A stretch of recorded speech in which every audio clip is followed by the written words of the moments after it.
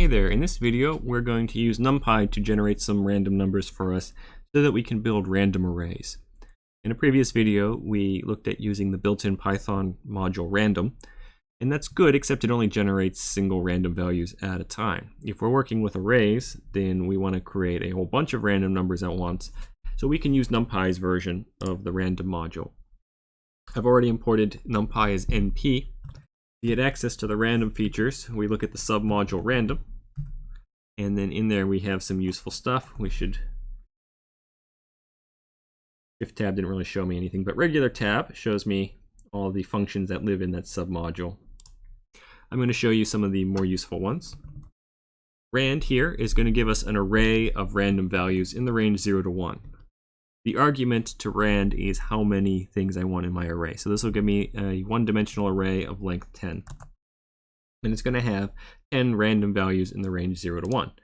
Since they're random, if I run this a second time, I get different values.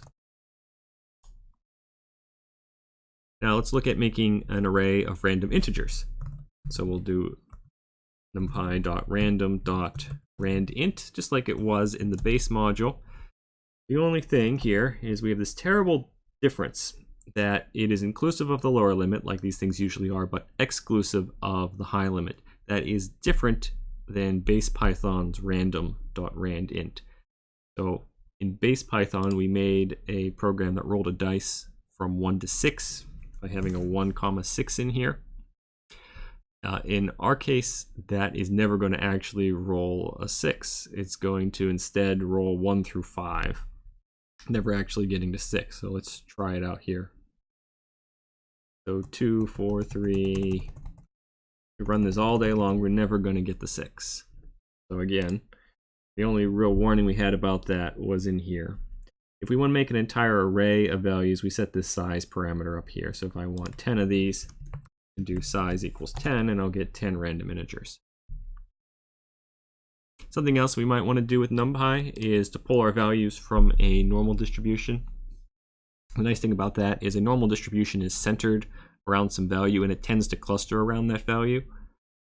Unlike generating just a random number 0 to 1, which are uniformly split 0 to 1.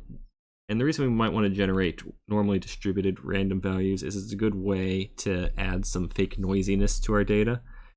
You'll see throughout this course where I'll use that trick I'll generate data with a function, and then I'll add some randomness to it to simulate actually collecting data, which would have some inherent noisiness to it. So we can do that two different ways. We have a function in here, random.normal, which gives you here location is the mean and the scale is the standard deviation. So we can do, say, a mean of 4 with a standard deviation of 2. Size then controls how many values we'll get. Let's make a whole ton of them, 1,000, and then instead of printing them out on the screen, let's throw them in a histogram so that we can just visualize what a normal distribution looks like. I'm going to put this here, let's call it dist for distribution, and we'll make a histogram of that distribution. By default, hist makes 10 bins. I want more. Let's do 21 bins. Odd number, so we have one right at the middle. And then we'll show it. So there we've got our values peaking around 4 values. 4 units or whatever these are supposed to represent, standard deviation of 2, and then you could have values that are a few standard deviations out, but we don't get values that are many standard deviations out, or at least it's not likely that we will. As we boost up the size of the random number we're generating, randomly some of those will be farther out. So here we're at, that's 1, 2, 3, almost 4 standard deviations away. That's just statistics. So we can do it this way. You may also see me use a version that's rand with an n after it.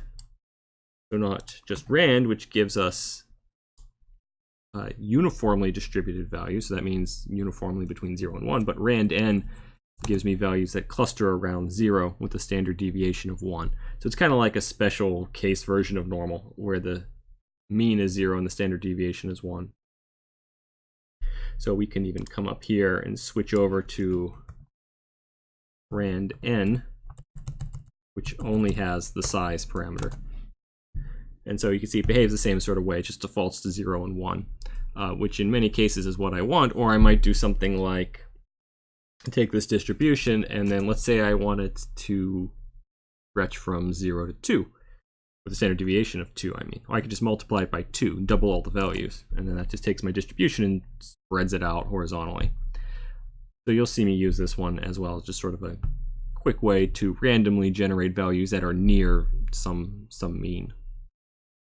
Okay, so in this video we looked at some of the features built into NumPy for generating sequences of random numbers.